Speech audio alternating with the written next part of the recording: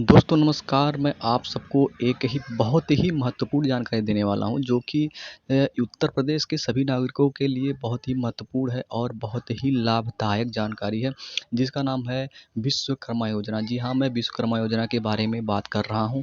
विश्वकर्मा योजना से उत्तर प्रदेश के सभी नागरिकों को एक अच्छी प्रशिक्षण मिल पाएगी और आप जिस भी फ़ील्ड में काम करते हैं उसके लिए आपको आपको पैसा दिया जाएगा, यानी कि कुछ आपको पेमेंट दिया जाएगा। 15,000 रुपए आपको पेमेंट किया जाएगा और उससे आप अपने रोज़गार को बहुत ही अच्छे से कर पाएँगे। और अगर आप अपने रोज़गार को और भी बड़ा बनाना चाहते हैं तो आपको बहुत ही मिनिमम ब्याज दर पे आपको लोन दिया जाएगा। लगभग 2 से 3 लाख रुपए तक के आपको लोन मिल सकते हैं और इससे आप बहुत ही ज़्यादा लाभ उठा सकते हैं। जो भी हो, कोई भी हो जो पढ़ा लिखा हो या फिर ना पढ़ा लिखा हो, बेरोज़गार हो, रोज़गार हो। अगर आप रोज़गार करते हैं, सरकारी नौकरी करते हैं, तब आप नहीं कर सकते हैं। आपके लिए इसमें कुछ नियम और शर्तें भी हैं जिस हिसाब से आप इसको कर पाएँगे। अगर आप जैसे ईंटा जोड़ने का काम करते हैं, घर बनाने का काम करते हैं या फिर आपका इलेक्ट्रॉनिक्स का दुकान है और आप पैसे ना होने की वजह से आप अपना रोज़गार आगे नहीं बढ़ा पा रहे हैं, तो उत्तर प्रदेश सरकार माननीय योगी आदित्यनाथ जी ने इस कार्य को शुरू किया है, जो कि बेरोज़गार युवकों के लिए और जो भी मतलब 60 साल से कम के लोग हैं, उनके लिए बहुत ही अच्छा ये नियम है। बहुत ही अच्छा जो है नियम चलाए हैं, बहुत ही अच्छा योजना है ये। आप लोगों के लिए बहुत ही बढ़िया योजना है, तो इसको आप लोगों को ज़रूर ऑनलाइन करना चाहिए। अगर आप खुद नहीं कर पाते हैं तो दुकान पर जाके आप इसको ऑनलाइन करवाइए और सारे डॉक्यूमेंट लेके जाइए, आधार कार्ड, फ़ोटो और सिग्नेचर। अगर आप एससी एसटी से आते हैं तो आपको जाति प्रमाण पत्र, कास्ट सर्टिफिकेट लेकर जाना होगा। अब मैं आपको विश्वकर्मा योजना की जो पात्रता शर्तें हैं उसको मैं बता देता हूँ। देखिए, सबसे पहले ज़रूरी है आवेदक की आयु न्यूनतम 18 वर्ष होनी चाहिए। उसके बाद में देख लीजिए, आवेदक उत्तर प्रदेश का निवासी होना चाहिए, किसी और प्रदेश का नहीं होना चाहिए। शैक्षिक योग्यता जो है अनिवार्य नहीं है। शैक्षिक योग्यता कितनी है इसमें कोई ज़रूरत नहीं है, अगर आप पढ़े लिखे नहीं हैं तब भी आप कर सकते हैं। पिछले 2 वर्ष में आवेदक के केंद्र सरकार या राज्य सरकार से टूल किट के संबंध में कोई लाभ प्राप्त नहीं किया हो। मेरे ख्याल से किया भी नहीं होगा आप लोगों ने। उसके बाद में योजना के अनुसार आवेदक या उसके परिवार का कोई भी सदस्य केवल एक बार ही योजना के लिए आवेदन करने के लिए पात्र होगा। परिवार का अर्थ पति एवं पत्नी से है और किसी से नहीं है, ठीक है। योजना के तहत पात्रता मापदंडों को पूरा करने के लिए एक शपथ पत्र प्रस्तुत किया जाना है। उसके बाद में है लास्ट, ये योजना के अंतर्गत पात्रता हेतु जाति एक मात्र आधार नहीं होगा। योजना के अंतर्गत लाभ प्राप्त करने हेतु ऐसे व्यक्ति भी पात्र होंगे जो परंपरागत कारीगरी करने वाले जाति से भिन्न हो। ऐसे आवेदकों को परंपरागत कारीगरी से जुड़े होने के प्रमाण के रूप में ग्राम प्रधान, अध्यक्ष, नगर पंचायत अथवा नगर पालिका, नगर निगम द्वारा निर्गत प्रमाण पत्र प्रस्तुत करना अनिवार्य होगा। इसका मतलब ये है कि जैसे कि आप अगर किसी और जाति से हैं और दूसरा कोई फील्ड में काम करते हैं, जैसे मान लीजिए कि आप किसी दूसरे, मान लीजिए आप कुम्हार हैं और आप नाई का काम करते हैं, तो भी आप इसको कर सकते हैं। इस पे जाति के आधार पर कोई योजना नहीं बनाया गया है। आप अगर जो है किसी दूसरे जात के हैं, अगर आप नाई जात के हैं और कुम्हारों का काम करते हैं, आप बर्तन बनाने का काम करते हैं, मिट्टी का दिया बनाने का काम करते हैं, आपके पास और व्यवस्था नहीं हो पा रही है कि आप और भी व्यवस्था करके आप अच्छे से कर पाएँ, तो इसके लिए आप भी कर सकते हैं। इसके जातिगत आधार पे इसको नहीं बनाया गया है। आप किसी भी तरीके से किसी भी फ़ील्ड में काम कर रहे हों, किसी भी जाति के हों, आप जिस फ़ील्ड में जिस भी फ़ील्ड में आपको जानकारी हो, उस फ़ील्ड से आप इसको कर सकते हैं। उसके लिए आपको क्या करना है कि अगर आप गाँव में हैं तो प्रधान से जो है एक सर्टिफ़िकेट बनवाना होगा, उसका दस्तक मोहर चाहिए होगा। अगर आप जो है नगर पंचायत में रहते हैं, टाउन में रहते हैं, तो जो है नगर पंचायत ऑफ़िस से आपको जाकर एक प्रमाण पत्र बनवाना होगा कि मैं इस कार्य को करता हूँ, ठीक है। चलिए, अब उसके बाद में हम देखते हैं नवीन पंजीकरण। पहले इस पे क्लिक करेंगे, इसको क्लिक करेंगे, उसके बाद में यहाँ पर देखिए क्या करते हैं, चयन करेंगे। इस पे क्या है, विश्वकर्मा योजना के बारे में हम जानकारी कर रहे हैं, तो विश्वकर्मा योजना के बारे में विश्वकर्मा योजना पे क्लिक कर देंगे। उसके बाद में यहाँ पर अपना नाम डालेंगे, नाम आपका जो भी है उसको अपना नाम डालेंगे, ठीक है। आपको एक मिस्टेक नहीं होना चाहिए बिल्कुल। उसके बाद में आपका जन्म तिथि जो आधार के अनुसार अपने आधार पे जो नाम है और आधार पे जिस तरह से आपका जन्म तिथि है, वो जन्म तिथि आप सेलेक्ट करके कर देंगे, क्लिक कर देंगे। देखिए, जो भी हमारा जन्म तिथि है उसको हमने डाल दिया। उसके बाद में क्या करेंगे, पिताजी का नाम हमको पूछ रहा है तो पिताजी का नाम डाल देंगे। पिताजी का क्या नाम है, हमने पिताजी का नाम डाल देना है। उसके बाद में क्या है, मोबाइल नंबर में एक चीज़ और देख लीजिए कि आपको ईमेल आईडी कैपिटल में नहीं डालना। अगर आप ईमेल आईडी कैपिटल में डालेंगे तो उठाएगा नहीं। बाकी कोई एप्लीकेशन आप भरते हैं तो अगर कैपिटल में भी डालेंगे तो उठा लेता है, क्योंकि उसको पता होता है कि ये जो है ईमेल आईडी ही है। लेकिन ये नहीं उठा रहा था तो मैं 2 मिनट तक परेशान भी हुआ था। तो आप जो है कैपिटल में मत डालिएगा, ठीक है।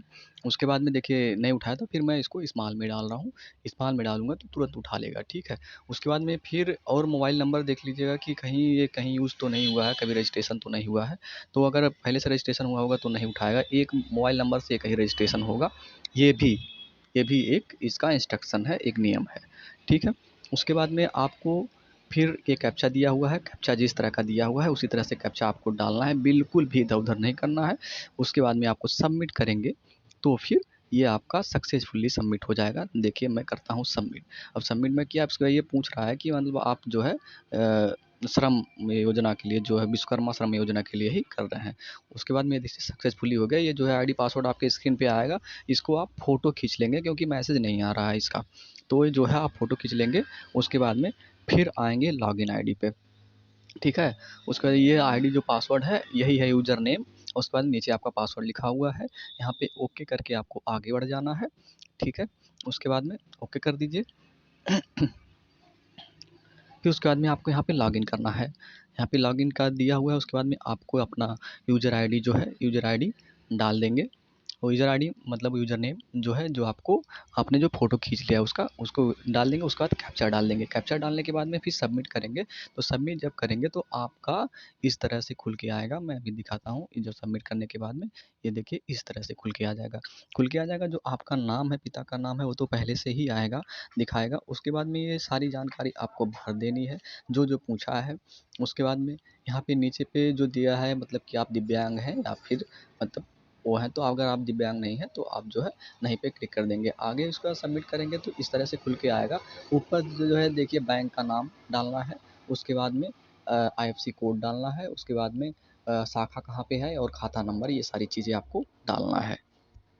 यहाँ पे कुछ जानकारी पूछी गई है जिनको भरना है कि आप देखिए पहले पे दिया गया है कि आप शिक्षित हैं या अशिक्षित हैं। अगर आप शिक्षित नहीं हैं, कक्षा 8 तक पढ़े हैं या उससे अधिक पढ़े हुए हैं तो उस पे क्लिक करेंगे। तो उसके बाद में हम जिनका भर रहे हैं वो अशिक्षित हैं तो उनका शिक्षित पे क्लिक कर दिया। उसके बाद में पूछ रहा है कि आप औपचारिक प्रशिक्षण प्राप्त करना चाहते हैं या फिर प्राप्त किए हैं। अगर आपने प्रशिक्षण प्राप्त किया है तो नहीं करके उसके बाद नीचे जो लिखा है नहीं प्रशिक्षण प्राप्त, उस पे क्लिक करेंगे। अगर नहीं किया है तो औपचारिक प्रशिक्षण वाले पे क्लिक करेंगे, ऊपर वाले पे, ठीक। उसके बाद में आपसे उम्र पूछा गया है, आपकी जितनी उम्र है, कितने से कितने के बीच में है वो आप डाल उसके बाद में पूछा गया है कि आप एससी, एसटी, माइनॉरिटी या फिर जनरल से समान संबंध रखते हैं, ओबीसी से संबंध रखते हैं, तो उस पे आप क्लिक कर देंगे।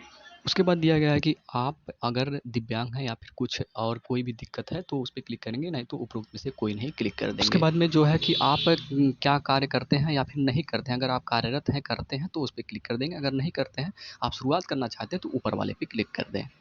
वीडियो ज़्यादा लंबा ना हो इसलिए मैंने थोड़ा-सा कट कर दिया है। और अभी देखिए मैंने बैंक का डिटेल नहीं भरा है, बैंक का डिटेल मुझसे छूट गया है, तो मैं बैंक का डिटेल भर के आपको बताता हूँ कि बैंक का डिटेल कैसे भरते हैं। तो देखिए आगे के पेज में मतलब उसी पेज में है, ये अलग पेज में नहीं है, कन्फ्यूज़ मत होइएगा। ऊपर में जो है बैंक का डिटेल मैंने पहले आपको बताया है कि बैंक डिटेल कैसे भरा जाएगा। क्लिक करने के बाद आपको आईएफएससी कोड करना है, आईएफएससी कोड आप लिख देंगे। आईएफएससी कोड लिखने के बाद में जैसे मैंने आपको कर दिया, ये बैंक सेलेक्ट कर दिया, उसके बाद मैंने आईएफएससी कोड रख दिया। आईएफएससी कोड डालने के बाद में आपको सर्च करना है। जब सर्च करेंगे तो आपको एक लाइन से जिस ज़िले का आपका बैंक है, उस ज़िले के बहुत सारे जो है जिस शाखा का नाम आ जाएगा, उसके बाद में जो भी आपका शाखा होगा उस शाखा पे आप क्लिक कर देंगे। आपका जो ये ब्रांच का नाम है वो ब्रांच का नाम लिख के आ जाएगा। उसके बाद में आपको अपना खाता नंबर डालना है। खाता नंबर डाल के उसके बाद में आपको सबमिट करना रहेगा। उसको करने के बाद में आपको जो है अपना अकाउंट नंबर भरने के बाद में आगे चलना है नीचे। उसके बाद में जब आप सबमिट करेंगे वहाँ पे आपका ब्रांच का नाम आ जाएगा। देखिए वहाँ पे कुछ प्रॉब्लम हो गई है, जैसा कि मैंने ब्रांच को सेलेक्ट किया था नहीं, और यहाँ पे मैंने डिक्लेरेशन पे क्लिक नहीं किया था। डिक्लेरेशन पे क्लिक करके उसके बाद में सबमिट पे करेंगे। ऊपर देख लेते हैं, यहाँ पे चयन नहीं हुआ है, चयन करने उसके बाद में जब सर्च करेंगे, सर्च करने के बाद में बैंक का नाम आ जाएगा। जैसा कि मैंने आपसे कहा, सर्च करने के बाद में आपको शाखा का नाम आ जाएगा। शाखा पे क्लिक करेंगे, उसके बाद में यहाँ पे शाखा का नाम आ जाएगा। ये सारी प्रोसेस कंप्लीट होने के बाद में उसके बाद में जब हम सबमिट करेंगे, सबमिट करने के बाद इस तरह से खुल आ जाएगा। फिर उसके बाद में इस पे क्लिक करेंगे। बाकी जानकारी अगर आपको कोई प्रॉब्लम होती है तो आप मुझे कमेंट करके पूछ सकते हैं। फ़ोटो आपका 20 केबी से कम होना चाहिए, तभी आपका अपलोड होगा और जेपीजी और जेपीईजी में होना चाहिए। अगर आपको कोई प्रॉब्लम हो तो प्लीज़ कमेंट में करके मुझसे पूछ सकते हैं। बाकी की जानकारी आप खुद भर सकते हैं क्योंकि इसमें दिया गया है, जैसे कि फ़ोटो का अपलोड करना, सिग्नेचर, उसके बाद में आय प्रमाण पत्र या फिर जात प्रमाण पत्र जो भी अपलोड करना है आप उसमें देखकर भर सकते हैं। ठीक, वीडियो ज़्यादा लंबी ना हो इसलिए मैंने वीडियो को यहीं पर बंद कर दिया। तो अगर आपको कोई भी प्रॉब्लम होती है प्लीज़ मुझे कमेंट बॉक्स में ज़रूर लिखें, मैं उसका सॉल्यूशन निकालूँगा और चैनल को सब्सक्राइब ज़रूर कर दें। धन्यवाद।